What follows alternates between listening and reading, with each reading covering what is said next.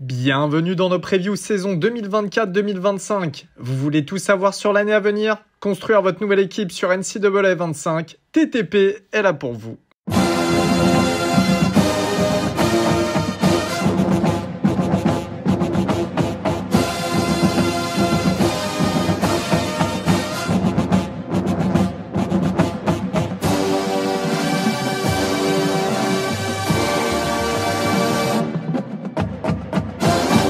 Et salut à tous, bienvenue pour un nouvel épisode de The Trick Play, épisode preview d'un très gros programme aujourd'hui car nous allons du côté de la Caroline du Sud, et oui, il n'y a pas que South Carolina. Du côté de l'État du Sud, il y a également Clemson, les Tigers qui évoluent en ACC. Gros morceau donc aujourd'hui, et je ne suis pas seul car j'accueille Geoffrey Sellouz, vous l'avez déjà entendu dans une preview précédente, qui est avec moi. Geoffrey, comment vas-tu? Salut Elio, ça va super et toi? Eh ben ça va, je te remercie. Alors pour être tout à fait honnête avec vous tous, c'est Geoffrey qui a carrément préparé la preview. Moi là pour le coup, je suis un peu arrivé les pieds sous la table, donc je vais le laisser plus parler que moi bien évidemment et pas voler son boulot si je peux dire ça comme ça. Et tu m'as dit d'ailleurs que tu as été un petit peu aidé pour cette preview de Clemson. Ouais, gros remerciement à Johan, Jogacto sur Twitter de Clemson Tiger France, je crois que c'est ça le compte Twitter C'est ça. qui m'a filé un coup de main et qui m'a donné son avis sur la preview que j'avais faite. Et donc, merci beaucoup à lui. Eh bien, écoute, on va parler de la saison. Ouais, gros bisous à Joe. On va parler de la saison 2023-2024 qui a été un petit peu en dents de scie pour un programme comme Clemson dans une conférence qui n'est pas non plus la plus compliquée du college football. Ça aurait pu être légèrement mieux, j'ai envie de dire, même si ça reste un très bon bilan. Ouais, Clemson, ils ont un bilan de 9-4, mais la grosse surprise, c'est surtout le 4-4 en conférence. Pour Clemson, c'est complètement inhabituel, qui ont survolé la conférence depuis une dizaine d'années maintenant. Ils finissent quand même 20e à la Paypal en fin de saison, donc pour Clemson, c'est un peu descendant, mais ça reste quand même, comme tu l'as dit, une excellente saison. Donc, ils ont commencé la saison en battant Charleston Southern à une FCS. Ils ont aussi battu Florida Atlantic, Syracuse, Wake Forest, Notre-Dame qui était classée 15e à ce moment-là, Georgia Tech, North Carolina qui était classée 20e, South Carolina, et ils ont gagné le Gator Bowl contre Kentucky. Ils ont perdu donc 4 matchs en conférence contre Duke, contre Florida State qui était numéro 4 à ce moment-là, contre Miami et contre NC State. Bon, c'est une bonne saison, mais pour Clemson, c'est une déception parce que comme d'habitude, l'objectif à Clemson, c'est de gagner au minimum la conférence tous les ans.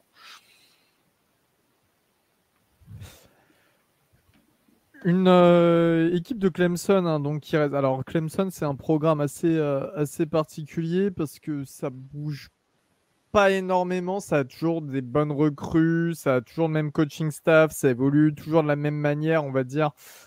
C'est pas le type de programme qui chamboule tout à chaque fois. Pour la partie coaching staff, Dabo Swinney, c'est sa 15e saison. Il est accompagné de nouveau de l'offensive coordinateur Garrett Riley, l'ancien coordinateur offensif de SMU et TCU. Pour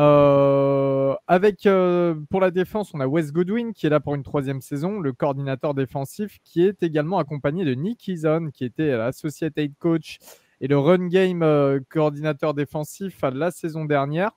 La classe de commit, c'est ce que je te disais, c'est que ça bouge pas. En fait, Clemson reste un programme qui attire. 11e classe nationale, 22 commits au total, 2 joueurs 5 étoiles, donc le receveur TJ Moore et surtout le linebacker Sammy Brown qui était dans le top 20 il me semble même. Et 11 joueurs 4 étoiles, dont 3 dans le top 50, donc Clemson, ça recrute bien comme d'habitude. Mais la particularité de Clemson dans les gros programmes du Power 5, c'est le refus de Dabo d'utiliser le portail des transferts. Donc c'est une position qu'il a pris. On verra On verra s'il a raison ou pas, mais en tout cas, voilà, c'est une position très forte et à ma connaissance, c'est le seul programme de FBS qui utilise pas du tout le portail.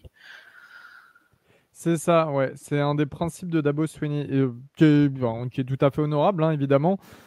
C'est vrai que quand tu regardes un petit peu le depth chart de Clemson comme ça, bah, tu vois pas beaucoup de mouvements à part des joueurs qui sont partis en fin de carrière universitaire ou bon, il y a des départs sur le portail évidemment, mais je veux dire sur le depth chart actuel, quoi, t'as pas de mouvement en arrivée de nouveaux joueurs, hormis les true freshmen. Donc voilà, c'est assez, assez lisse à lire.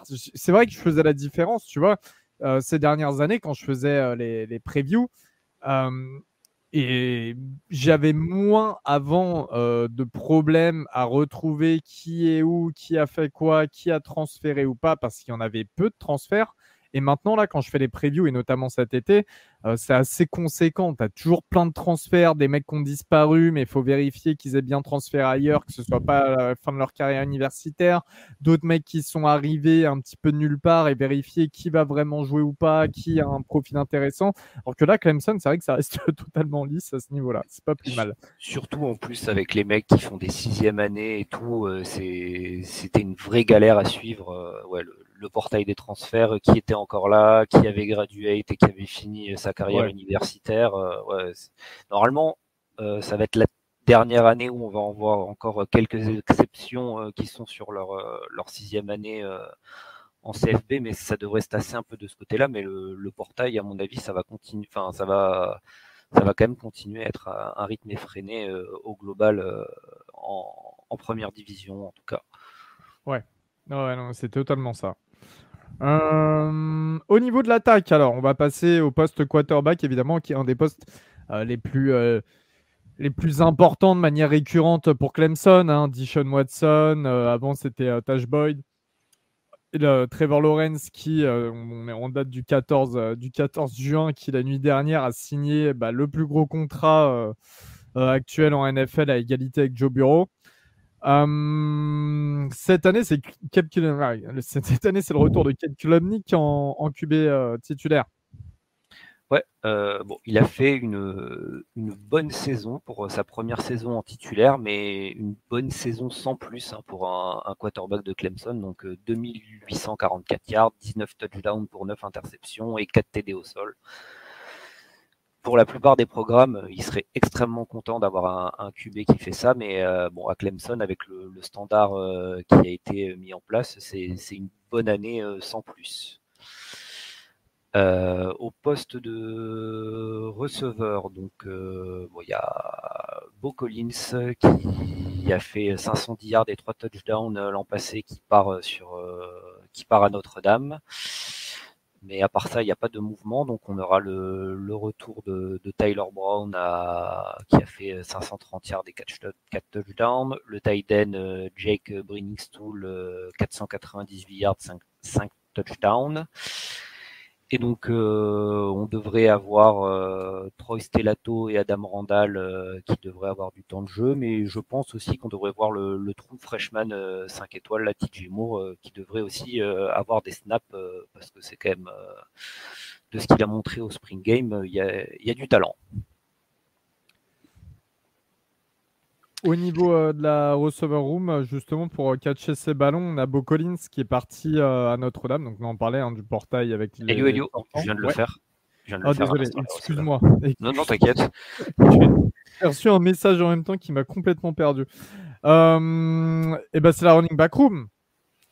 Ouais, Will Shipley qui est parti en NFL chez les Eagles, donc 827 yards, 5 touchdowns, ça va quand même être une perte importante. Mais il y a quand même Phil Maffa qui avait fait 965 yards et 13 touchdowns, qui a 1700 yards et 20 touchdowns en carrière à Clemson, qui est de retour pour une 4e saison, qui devrait être le leader, et puis on verra qui prendra la place de numéro 2, mais Phil Maffa devrait prendre la majorité des portées. Au niveau de la O-line, c'était pas terrible pour la saison 2023, non? Ouais, c'était pas incroyable. Bon, le jeu au sol marchait bien, mais par contre sur la protection de passe, il y avait une partie aussi de Kate Klubnik qui se débarrassait pas assez vite du ballon, hein, mais 28 sacs encaissés. C'est pas incroyable, mais bon, il y a du talent. Hein, de toute façon, avec le recrutement que fait Clemson, il y a du talent partout. Donc Blake Miller, le tackle droit, ce sera la star de cette O-line. Hein, on devrait le retrouver à la draft l'an prochain. De manière globale, il n'y a que le centre titulaire de l'an passé, Will Putnam, qui est parti, et a priori c'était son remplaçant l'an passé, Ryan Linticom, qui devrait être le titulaire. Donc en général, avoir beaucoup de retours sur la O-line, c'est toujours une bonne chose, donc ça devrait le faire. Hein. Mais il faut qu'il y ait de la progression en interne, hein, parce qu'il n'y a pas d'ajout externe, donc Clemson, il n'y a pas le choix, il faut que ça progresse en interne. Pour la défense, cette fois-ci, Clemson, on est habitué à des grosses D-line, notamment, c'est pareil, hein, je parlais des quarterbacks draftés récemment, mais on a aussi eu beaucoup de D-line draftés venant de Clemson, hein, Ruke Orhoro cette année au deuxième tour par les Falcons. On a eu Brian Brizzi l'année d'avant au premier tour chez mes Saints. On a eu Dexter Lawrence. Enfin voilà, il y a toujours des noms. Miles Murphy aussi. Comment elle se prépare là, cette D-line pour la nouvelle saison? Alors en plus de Ruke Orhoro, ils ont 3 autres joueurs, hein, qui avaient pas mal de temps, qui étaient beaucoup intégrés à la rotation, qui ont épuisé leur éligibilité. Donc la D-line va devoir se reformer pratiquement intégralement. Bon, il y a TJ Parker, hein, qui sort d'une saison à 5 sacs et demi, et des montées Cape Hart à 2 sacs qui seront les leaders de cette D-line. Hein. Mais bon, comme d'habitude à Clemson, hein, il devrait y avoir de la rotation. Et voilà, il faut que ces 2 joueurs qui ont fait une belle saison l'année dernière montrent qu'ils sont les leaders à ce niveau-là, pour que la D-line continue à performer comme d'habitude à Clemson.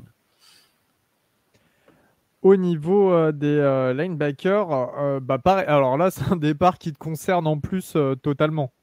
Oui, c'est Jeremiah Trotter Jr., hein, qui est parti en NFL chez les Eagles, hein, comme Will Shipley. Donc, de toute façon, les Eagles, hein, ça draft les grosses équipes de Power 5, hein, comme très souvent. Donc, va falloir remplacer 87 plaquages, 5 sacs et demi, 2 fumbles forcés, 2 interceptions, 5 passes défendues. Donc, un linebacker qui faisait tout dans la défense de Clemson. Mais bonne nouvelle, parce que Barrett Carter, qui lui aussi était attendu à la draft, a finalement décidé de revenir. Hein, lui qui sort d'une saison à 62 plaquages, 3 sacs et demi, une interception et 5 passes défendues. Et à ce niveau-là, il devrait être accompagné de Wade Woodaz, qui avait été intégré à la rotation l'année dernière, hein, qui avait fait notamment 4 sacs et 2 interceptions. Et on devrait voir l'autre true freshman 5 étoiles de Clemson, Sammy Brown, titulaire à ses côtés. En tout cas, c'est ce que les insiders semblent indiquer après le Spring Game. Ouais, Barrett Carter, intéressant, hein. C'était un gros 5 étoiles de 2021. Ça peut être là son année finale pour une sorte d'apothéose. Donc ça va être à suivre. Là, cette linebacker room, moi, elle me plaît bien. Sammy Brown aussi, j'aime beaucoup. Je suis assez étonné parce que le Georgia n'a pas trop poursuivi son recrutement. Il a fait une visite non officielle, mais il est originaire de l'État. Donc c'est pour ça que j'étais assez étonné. Mais c'est une grosse prise aussi. Hâte de voir, hein, en true freshman ce que ça peut donner sur le terrain. Pareil, hein, cette défense, on en parle depuis tout à l'heure, il n'y a que des départs, c'est également la même chose chez les DB. Ouais, chez les DB, pareil. Hein, donc Nate Wiggins qui part en NFL, qui est parti début de deuxième tour, si je dis pas de bêtises. Et même pas fin de premier tour chez les Ravens. Ouais, fin de premier tour. Donc voilà, encore un défenseur de qualité qui s'en va. Hein, 28 plaquages, 6 passes défendues et 2 interceptions. Il y a le safety Andrew Mukuba qui est parti sur le portail. C'est donc la deuxième vraie grosse perte, hein, sur le portail pour Clemson. Mais bon, comparé à plein de programmes, il n'y en a pas beaucoup. Qui avait fait 42 plaquages et 6 passes défendues, qui part à Texas. Donc à ce niveau-là, on devrait, sur la room de DB, on devrait avoir Avion Terrell, hein, donc le petit frère de AJ Terrell qui est chez les Falcons en NFL, qui sera titulaire avec Jehadin Luku en cornerback.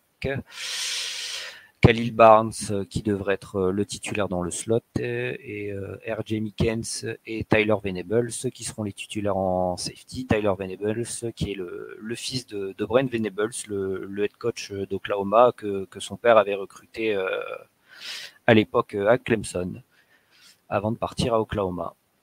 Donc au global sur l'effectif de Clemson, il y a une grosse stabilité en attaque, donc avec peu de titulaires qui sont partis, et donc il faudra qu'il y ait de la progression à ce niveau-là.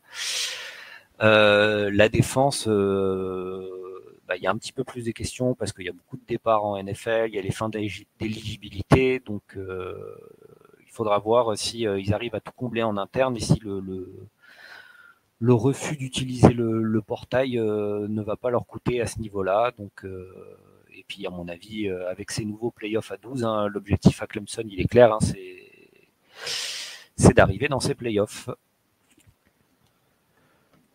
Justement, pour arriver dans ces playoffs, il va falloir passer par le calendrier, bien évidemment, qui démarre de manière compliquée à la maison face à Georgia en Week 1, le samedi 31 août. Réception d'Appalachian State, NC State et Stanford. Ça y est, on a les grosses facs... les facs gros cerveaux qui sont arrivés en ACC. Déplacement à Florida State et à Wake Forest, réception de Virginia et de Louisville, déplacement à Virginia Tech et Pittsburgh, réception de The Citadel, match gratuit, puis de South Carolina pour la rivalité protégée le 30 novembre. Toi, tu la vois comment là, cette saison 2023-2024 ? L'accession aux playoffs, elle est vraiment possible ou pas ? Pour moi, ça va être un petit peu juste, je pense, parce que Georgia, je les vois vraiment pas battre Georgia. Et après, il y a Florida State, Louisville et NC State qui vont aussi avoir des très beaux effectifs. Donc, il y a peut-être ça va peut-être être un peu compliqué. Je les vois avoir entre 9-3 et 10-2.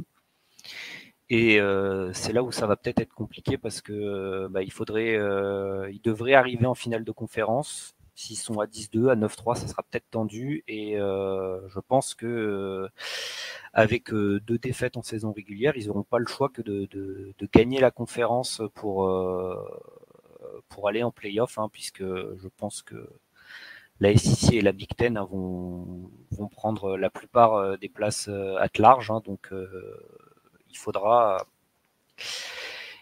probablement gagner la conférence. Le plafond, je le vois à 11-1, ça veut dire ils battent tout le monde sauf Georgia en saison 1, mais voilà, il faudra une très grosse saison de Kate Klubnik pour que ça arrive.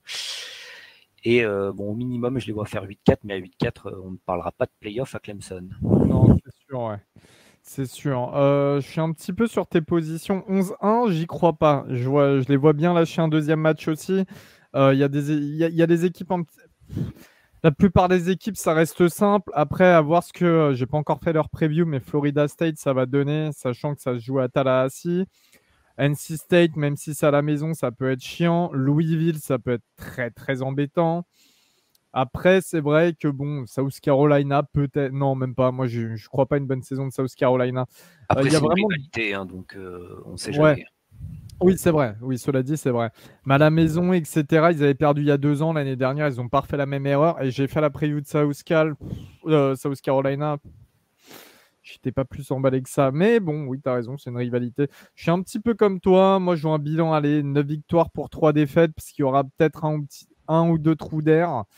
Sans compter Georgia, mais j'irai pas 11-1, j'irai à 10-2 max et à 8-4 au minimum. Ouais. Eh bien, écoute, je te remercie pour cette preview. On se retrouve très vite pour une nouvelle preview. Ouais, à bientôt. Salut tout le monde, ciao.